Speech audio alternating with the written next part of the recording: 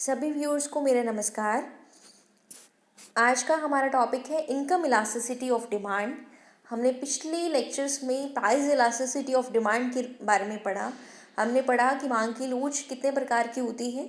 हमने बात की मांग की कीमत लोच किसे कहते हैं, मांग की कीमत लोच के प्रकार कौन कौन से हैं, लोचदार मांग की लोच, बेलोचदार, इकाई लोचदार का मीनिंग क्या होता है। आज हम पढ़ेंगे मांग की आई लोच किसे कहते हैं, income elasticity of demand. The income elasticity of demand may be defined as a ratio of the proportionate change in the quantity purchased of a good to the proportionate change in income. ये जो topic है मैंने यहाँ definition English में लिखी है, लेकिन मैं आपको हिंदी में भी इसको बता रही हूँ। तो आप इसको अगर आप नोट कर रहे हैं तो आप हिंदी में भी नोट कर सकते हैं। इंग्लिश में अगर मेरी कोई स्लाइड है तो मैं हिंदी में भी बोलूँगी, तो हिंदी मीडियम स्टूडेंट जो है वो परेशान ना हो और इंग्लिश मीडियम स्टूडेंट देख के भी समझ सकते हैं। The income elasticity of demand यानी मांग की आई लोच may be defined as a ratio of the proportional change in the quantity purchased of a good to the proportionate change in income. आय में अनुपातिक परिवर्तन होने के परिणाम स्वरूप किसी वस्तु की मांग मात्रा में जो अनुपातिक परिवर्तन होता है उसे मांग की आय लोच कहते हैं। यानी आय में इनकम में चेंज होगा, इनकम में चेंज होने पर क्वांटिटी डिमांडेड में कितना चेंज होगा, इसे मांग की आय लोच कहते हैं। ई आई का मतलब होता है elasticity of income. Elasticity of income आपको याद होगा जब मैंने मांग की कीमत लोच के बारे में पढ़ाया था तो मैंने ईपी इस शब्द से डिनोट किया था। इसका मतलब होता है price elasticity of demand. Price elasticity of demand. EI का मतलब होता है इनकम इलास्टिसिटी ऑफ डिमांड और ईसी का मतलब है क्रॉस इलास्टिसिटी ऑफ डिमांड। तीनों अलग अलग सिंबल्स मैं यहाँ दे रही हूँ, दोबारा सुनिए। इनकम इलास्टिसिटी ऑफ डिमांड की क्या डेफिनेशन है। The income elasticity of demand may be defined as a ratio of the proportionate change in the quantity purchased of a good to the proportionate change in income. Income elasticity of demand को हम इस प्रकार परिभाषित कर सकते हैं कि income में आय में परिवर्तन होने के परिणाम स्वरूप वस्तु की मांग मात्रा में कितना अनुपातिक परिवर्तन होता है। आय में अनुपातिक परिवर्तन होने के परिणाम स्वरूप वस्तु की मांग मात्रा में कितना अनुपातिक परिवर्तन होता है, इसे मांग की आय लोच कहा जाता है। इसे मांग की आय लोच कहा जाता है।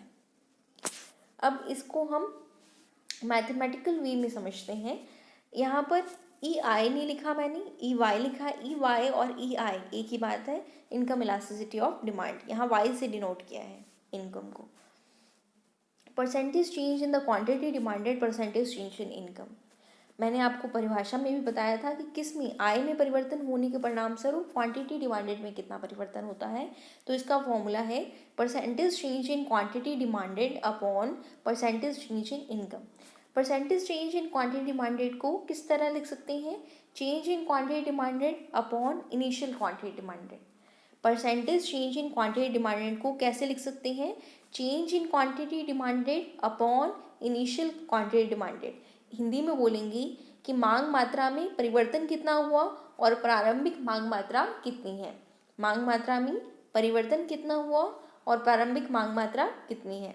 परसेंटेज चेंज इन इनकम का मतलब है चेंज इन इनकम, आय में कितना परिवर्तन हुआ और प्रारंभिक आय कितनी है।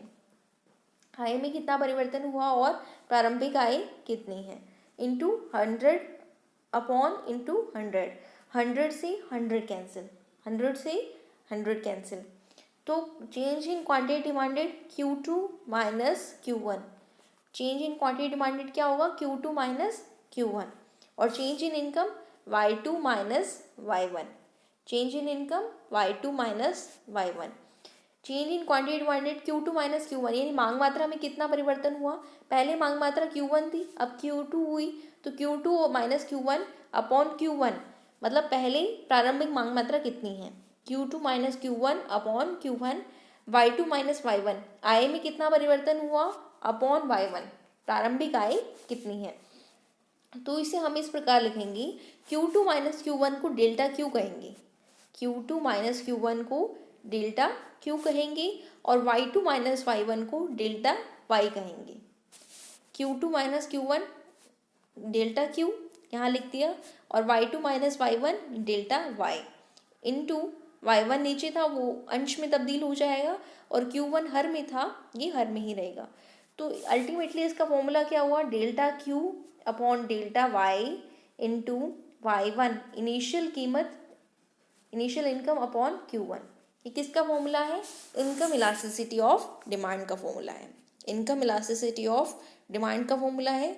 इसका मैं आपको PDF भी भेज दूंगी ताकि यहाँ पर जो मैंने आपको समझाने के पर्पज़ से साइन लगाए हैं वो नहीं मिलेंगे, आपको एक प्योर फॉर्म में मिल जाएगा। तो इनकम इलास्टिसिटी का फॉर्मूला क्या हो गया, delta Q upon delta Y into Y1 upon Q1। ये फॉर्मूला है इनकम इलास्टिसिटी का। कई बार न्यूमेरिकल क्वेश्चन भी पूछ लेते हैं, तो आपको ये ध्यान में होना चाहिए। Types of income elasticity of demand, there are 5 types of income elasticity of demand. 5 तरह की इनकम इलास्टिसिटी ऑफ डिमांड होती है। एक तो होती है हाई, जब इनकम इंक्रीज हो तो क्वांटिटी डिमांडेड भी इंक्रीज हो जाए। एक होती है यूनिटरी, कि इनकम इंक्रीज हो तो उतने ही मात्रा में क्वांटिटी डिमांडेड इंक्रीज हो जाए।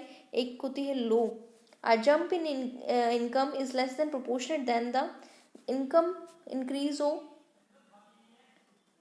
is less than and proportionate than the increase in quantity demanded। उसकी comparatively जो quantity demanded है, इनकम जितनी बढ़ रही है क्वांटिटी डिमांडेड उससे ज़्यादा बढ़ रही है। The quantity broad demanded is the same even income changes. Quantity demanded same है, इनकम के चेंज होने पर भी तो ज़ीरो होएगी और नेगेटिव होगी जब increase in income comes with the decrease in quantity demanded. Income बढ़ रही है लेकिन क्वांटिटी डिमांडेड डिक्रीज हो रही है, तो इनकम इलास्टिसिटी जो है वो नेगेटिव होगी। अब देखते हैं नॉर्मल गुड और इंफीरियर गुड्स में। नॉर्मल गुड उस गुड को कहते हैं जब इनकम बढ़े और इनकम बढ़ने के साथ साथ डिमांड भी बढ़े। सामान्य वस्तु उस वस्तु को कहेंगे जब आय बढ़े और आय बढ़ने के साथ साथ मांग भी बढ़े। वो वस्तु कौन सी होगी, सामान्य वस्तु होगी। और जब आय कम हो तो आय कम होने के साथ साथ मांग भी कम हो। आय कम हो, आय कम होने के साथ साथ मांग भी कम हो और आय बढ़ने के साथ साथ मांग भी बढ़ जाए तो उस वस्तु को हम सामान्य वस्तु कहेंगे। इसमें इनकम इलास्टिसिटी क्या होती है, पॉजिटिव होती है। Income elasticity is greater than zero. Income elasticity क्या होती है, पॉजिटिव रहती है। इंफीरियर गुड किसे कहते हैं, घटिया वस्तु। जब इनकम बढ़े, इनकम बढ़ने के साथ साथ मांग मात्रा कम हो जाए, उस वस्तु को हम घटिया कहेंगे जब आय के बढ़ने पर मांग मात्रा कम हो जाती है। और डिक्रीज इन इनकम, इनकम कम होने पर मांग मात्रा बढ़ जाती है। इनकम, अगर हमारे पास पैसा नहीं है तो हम वो ज़्यादा मांग करेंगे और पैसा होते ही उस वस्तु की मांग हम कम करने लग जाएंगे, तो वो वस्तु क्या है, इंफीरियर गुड है। और ऐसी वस्तु जिसकी हमारे हाथ में पैसा आते ही हम उसे खरीदेंगे और पैसा कम होने पर कम खरीदेंगे, तो वो वस्तु कौन सी है, सामान्य वस्तु है। सामान्य वस्तु में इनकम, ये जो इलास्टिसिटी होती है वो पॉजिटिव होती है, इज ग्रेटर देन ज़ीरो होती है। और इंफीरियर गुड्स में जो इलास्टिसिटी ऑफ इनकम होती है वो लेस देन ज़ीरो होती है। ठीक है, अगर आपसे पूछा जाए कि सामान्य वस्तुओं में इनकम इलास्टिसिटी कैसी होती है तो वो पॉजिटिव होती है, और जो इंफीरियर गुड्स होती हैं उनकम इलास्टिसिटी कैसी होती है, उसमें नेगेटिव होती है। आइए देखते हैं। Income elasticity explain increase in income, आय यदि बढ़ती है। इंफीरियर गुड में जैसे ही आय बढ़ती है तो डिमांड कैसे हो जाएगी, कम हो जाएगी। इंफीरियर गुड, घटिया वस्तु में जैसे ही आय बढ़ेगी तो डिमांड कम हो जाएगी।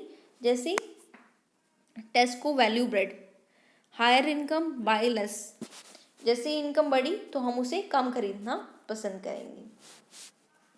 Income inelastic, small rise in demand, apples. जो नॉर्मल गुड्स होते हैं, ये नेसेसरी गुड्स होते हैं। हम ये कहें नेसेसरी गुड्स जो होते हैं उसमें क्या होता है कि इनकम बढ़ रही है तो डिमांड में इतना चेंज नहीं होता। जैसे नमक है, नमक अगर इनकम बढ़ रही है तो हम नमक की पहले एक थैली खरीदते हैं तो 2 थैली नहीं खरीदेंगे। हल्का फुल्का परिवर्तन आ सकता है। जो नेसेसरी गुड्स होते हैं, फ्रूट्स होते हैं, कुछ चेंजेस आ सकता है। इनकम इलास्टिक लग्जरी, जो लग्जरीज होती हैं, अगर इनकम बढ़ती है तो उसकी हम डिमांड जो है ज़्यादा करने लगते हैं। जैसे सपोज एक बाइक है किसी घर में, इनकम बढ़ रही है तो वो कार खरीदने को सोचेंगे, तो लग्जरी आइटम की तरफ ज़्यादा बढ़ते हैं, डिमांड हायर होती है।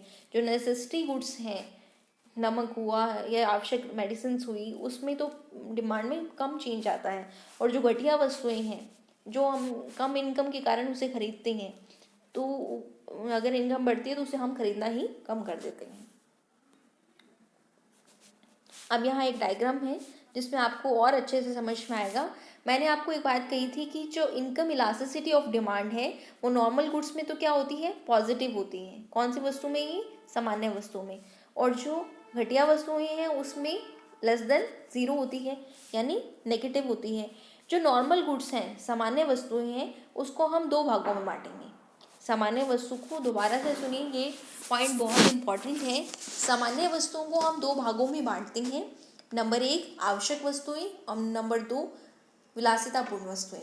नंबर एक आवश्यक वस्तुएं, नंबर दो विलासितापूर्ण वस्तुएं। जो आवश्यक वस्तुएं होती हैं, यहाँ ही मैं इधर बता रही हूँ आपको दूसरी स्लाइड में। जैसे इनकम इलास्टिसिटी पॉजिटिव है तो एक तो होगी लग्जरी और एक होगी नेसेसरी गुड्स। नॉर्मल गुड्स को हम कितने भागों में बांटेंगे, दो भागों में, एक आवश्यक वस्तुएं और एक विलासितापूर्ण वस्तुएं। जो आवश्यक वस्तुएं हैं उसकी इनकम इलास्टिसिटी जो है वो लेस देन 1 होगी, वो लेस देन 1। और लग्जरी गुड्स की इनकम इलास्टिसिटी ग्रेटर देन 1 होगी। बहुत बार एग्जाम्स में क्वेश्चन आता है, ये बहुत ही इंपॉर्टेंट है कि घटिया वस्तु में कितनी होती है, सामान्य वस्तु में कितनी होती है, विलासितापूर्ण वस्तु में कितनी होती है, नेगेटिव वस्तु में कितनी होती है। हमें इतना पता चल गया कि जो सामान्य वस्तुएं हैं उसकी जो इनकम इलास्टिसिटी है वो पॉजिटिव होती है, यानी धनात्मक होती है। अब धनात्मक को भी दो भागों में बांटेंगी, एक आवश्यक और एक विलासितापूर्ण वस्तुएं। जो आवश्यक वस्तुएं हैं उनकी इनकम इलास्टिसिटी लेस देन 1 होगी, मतलब एक से कम होगी। और विलासितापूर्ण वस्तुएं हैं उनकी इनकम इलास्टिसिटी ग्रेटर देन 1 होगी, एक से ज़्यादा होगी। क्यों होगी, क्योंकि जो नेसेसिटी गुड है, आवश्यक वस्तुएं हैं, इसमें इनकम बढ़ने पर मांग मात्रा में बहुत कम चेंजेस आता है। इनकम बढ़ने पर मांग मात्रा में, अगर इनकम 100 से 200 रुपये बढ़ रही है तो मांग मात्रा 8 से 9 रुपये चेंज हो रही है। चेंज तो हो रहा है लेकिन बहुत कम लेवल पर चेंज हो रहा है, इसे कहते हैं नेसेसिटी गुड्स। और लग्जरी गुड्स उसे कहते हैं जब इनकम में चेंज आई तो मांग मात्रा में बहुत अधिक चेंज आ जाए। इनकम में चेंज अगर 100 से 200 आ रहा है तो मांग मात्रा में चेंज 50 से 100, 180 से 50 आ जाए तो ये जो है वो कितना होगा, बहुत ज़्यादा चेंज हो जाएगा। यही तो फॉर्मूला होता है ना, बाई 2, 180 पहले लिखेंगे और 50 बाद में लिखेंगे। तो लग्जरी गुड्स के मामले में हम कहेंगे income elasticity of demand greater than 1, और नेसेसिटी गुड्स के मामले में इज लेस देन 1। अब यहाँ देखिए इंफीरियर गुड्स में ये डायग्राम इनकम है और इधर क्वांटिटी है। क्वांटिटी जो है, जैसे जैसे इनकम बढ़ रही है क्वांटिटी क्या हो रही है, कम हो रही है। पहले क्वांटिटी इतनी थी, इनकम की ओर बढ़ने पर क्वांटिटी इतनी हो जाएगी, इनकम की ओर बढ़ने पर क्वांटिटी इतनी हो जाएगी। यहाँ इनकम तो बढ़ रही है, देखो इधर से इनकम बढ़ रही है लेकिन क्वांटिटी धीरे धीरे कम हो रही है। तो ये कौन सी गुड्स है, इंफीरियर गुड्स है। नेसेसिटी गुड्स में देखिए, ये देखिए डायग्राम, इसमें क्या चल रहा है कि इनकम बढ़ रही है लेकिन इनकम की कंपैरेटिवली क्वांटिटी उतनी नहीं बढ़ पा रही। इनकम बढ़ रही है, इनकम की कंपैरेटिवली क्वांटिटी उतनी नहीं बढ़ पा रही, इसलिए income elasticity of demand is less then 1 होगा यहाँ पर। और यहाँ देखिए जो लग्जरी गुड्स हैं उसमें क्या है कि इस तरह से बना हुआ है, मतलब बहुत ज़्यादा लोचदार है। जैसे ही इनकम थोड़ी सी बढ़ती है तो क्वांटिटी ज़्यादा बढ़ जाती है। तो ये सब डायग्राम किसका है, किसको शो कर रहा है, घटिया वस्तुओं में, आवश्यक वस्तुओं में और लग्जरी। और ये दोनों डायग्राम ही सामान्य वस्तुओं के हैं। सामान्य वस्तुओं को दो भागों में बांटा हुआ है। तो ये हो गया इनकम इलास्टिसिटी ऑफ डिमांड का हमारा टॉपिक, जिसमें मैंने आपको बताया कि इनकम इलास्टिसिटी ऑफ डिमांड होती क्या है कि वस्तु की आय में नहीं, उपभोक्ता की आय में अनुपातिक परिवर्तन होने के परिणाम स्वरूप वस्तु की मांग मात्रा में जितना अनुपातिक परिवर्तन होता है उसे मांग की आयलोच कहते हैं। मांग की आयलोच सामान्य वस्तुओं में पॉजिटिव होती है और घटिया वस्तुओं में नेगेटिव होती है। सामान्य वस्तुओं को दो भागों में बांटा जाता है, आवश्यक वस्तुओं में लेस देन 1 होती है और विलासितापूर्ण वस्तुओं में ग्रेटर देन 1 होती है। मुझे आशा है कि आप सभी इस लेक्चर से लाभान्वित हुए होंगे।